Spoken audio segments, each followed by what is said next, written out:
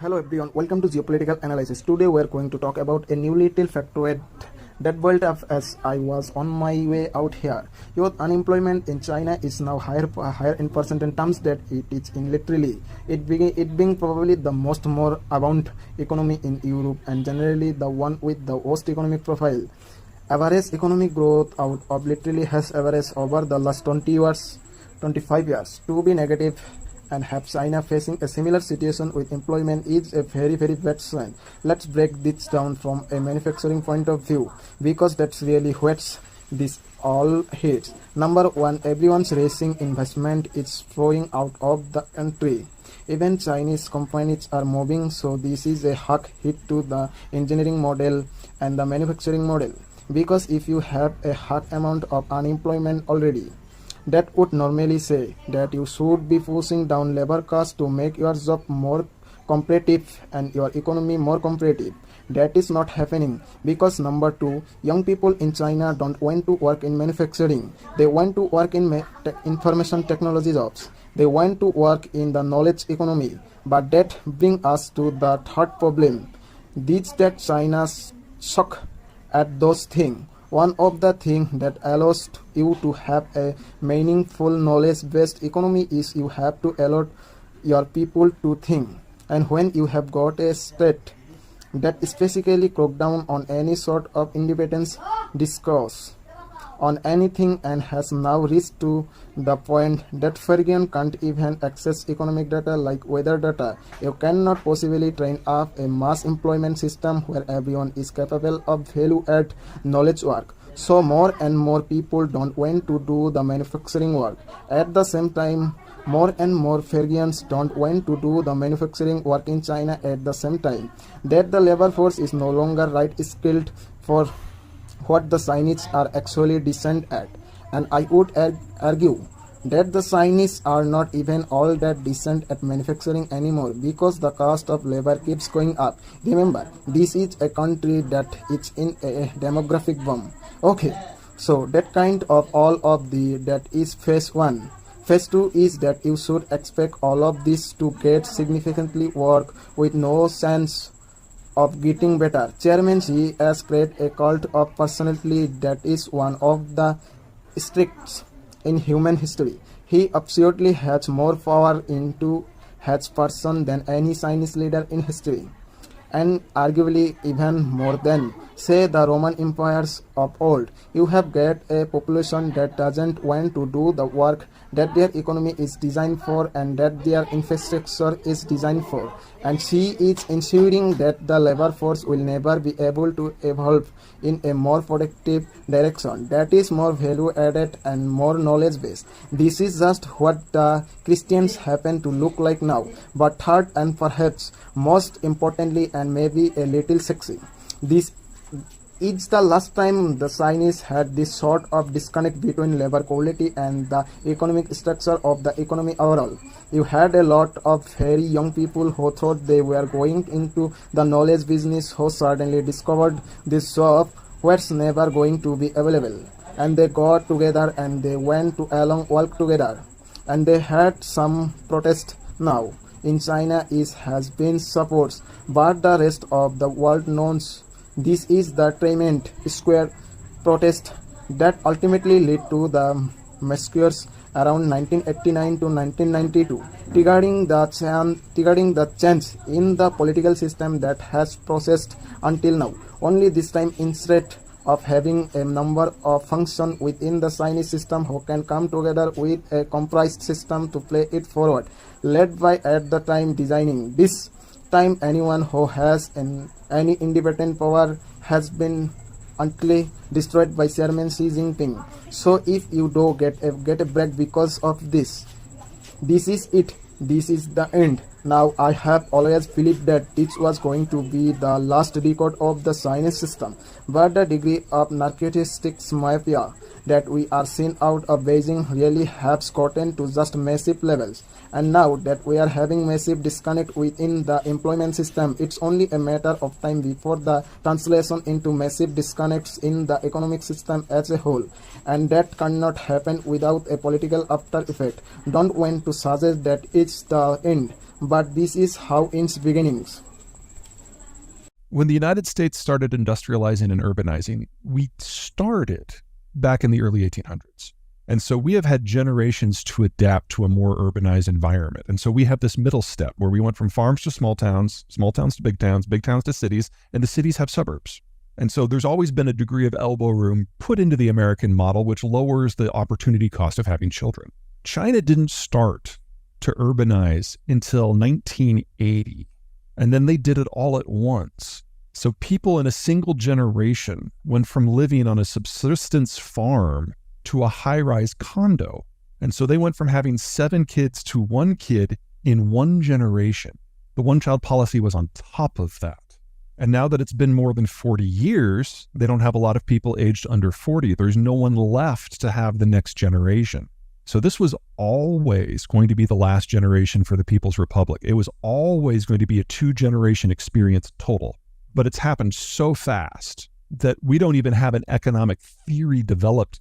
Humankind does not have an economic theory for what would allow the Chinese economy to function in 2030. It's that far gone. In the United States, we are a large population, 330 million. In order to round out our younger age groups, we really need to bring in about 2 to 4 million immigrants a year. And we're well under that right now. And that is something that will come back to bite us again and again and again in the decades to come. But we're also a settler society. None of us are actually from here. And so the United States is capable politically of sustaining large volumes of immigration for an extended period of time. It's just now is not one of those moments. Immigration can be part of our solution. There's a lot of complications in that conversation politically to logistically. That's a different conversation we can get into if we want to.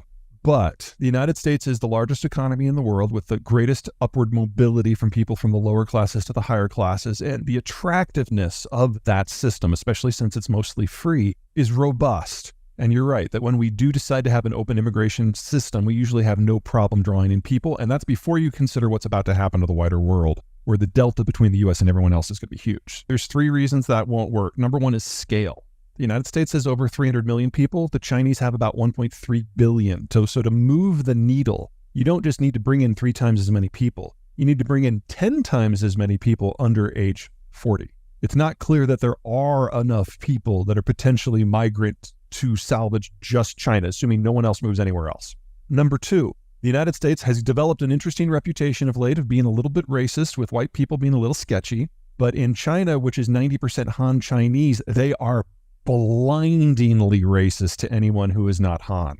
And to think that there are going to be incentives that will draw people, especially in numbers, to the PRC is ridiculous, even before you consider the disconnect in terms of economic activity. But third, there's the governing system. You know, the US may be a flawed democracy, but a democracy it still is. China is a country where you are welded into your room when there's a health crisis. The casual dismissal of the very concept that private citizens have agency or interests is something that does not attract migrants. Yeah, China has never had net inward migration. It's always been outward, people trying to get out, not people trying to get in. Now, there is migration within the Chinese system. People forget that China is not a traditional nation state. It is an empire. Right. And they have expanded out and conquered other groups. And you do get migrant from those poorer minorities into the urban centers. But again, you can only do that once, because then you've hollowed out the countryside. And that is what has happened writ large throughout the entire system at this point. Remember that there are 2 things you need for globalization to work. Number 1, you need the physical interconnectivity, the transport systems that are low cost and very, very safe. The cost of transport per unit, the more steps you can get in your supply chain, the greater capacity there is to expand into things that otherwise would be so low cost that you wouldn't trade them internationally. Things like wheat, for example, or plastics. Second, you need a balance of production and consumption. And that in many ways is a subset of demographic structures. So you need to have a significant number of people in your 40s, 50s, and early 60s in order to generate the capital and the skilled labor base to produce.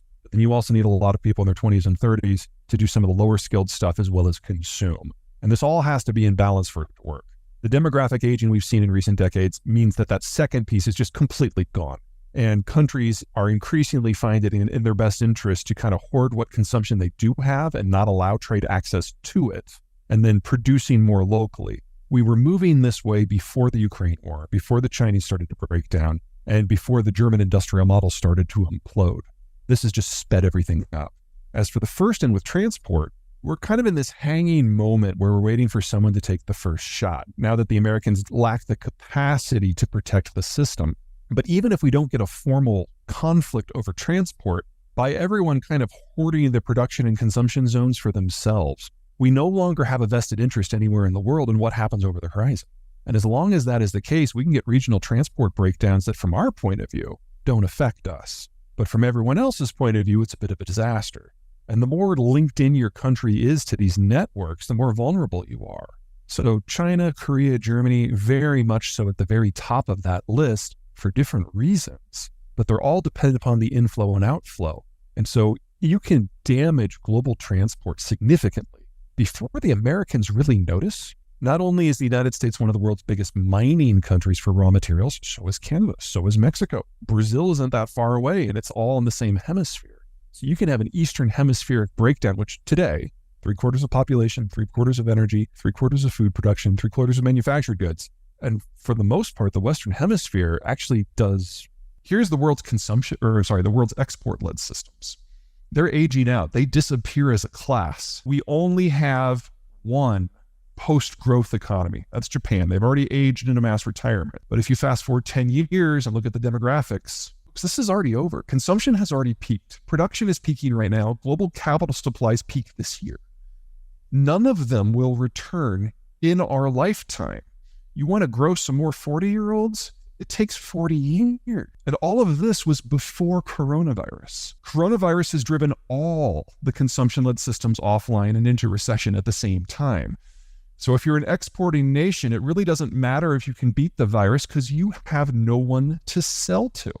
Let's look at the comparison that everyone in India loves to make.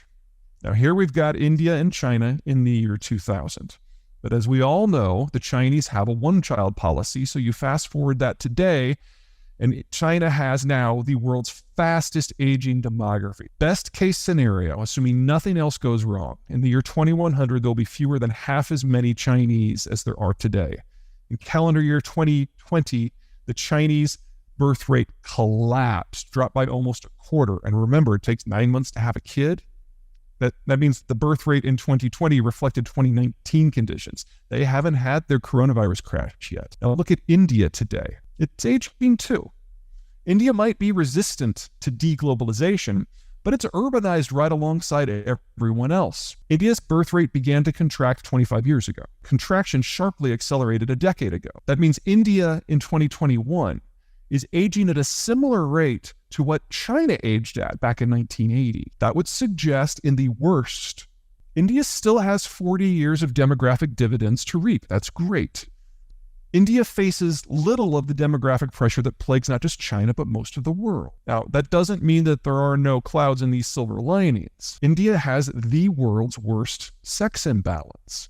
In 2030, there will be 50 million surplus men under 45, concentrated in the Hindu belt. That is a social and a political stability issue. If Indian women today think that there's issues in Indian gender relations, look out. In consumption-based systems, having half your population exist is, in essence, a lower caste, has implications for technological progress, investment capacity, and, of course, consumption. Let me put that into a little bit more context. On the left, we are looking at population density. On the right, we're looking at per capita income. So on the left, the red and the orange are the particularly densely populated regions, while blue and green are less dense.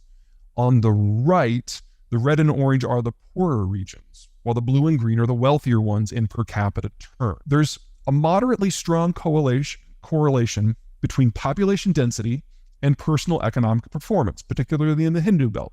Now, I'm not telling you anything that you haven't heard before here. For India, this contest between population and prosperity has always been an issue. My point is that in a world in which global capital supplies are about to collapse, this disconnect is going to sharpen. It will not go away. But at least it's a problem that is a familiar. It isn't like India is going to be struggling with the collapse of a trade-based model or a consumption-based model or an export-based model or a capital-intensive model.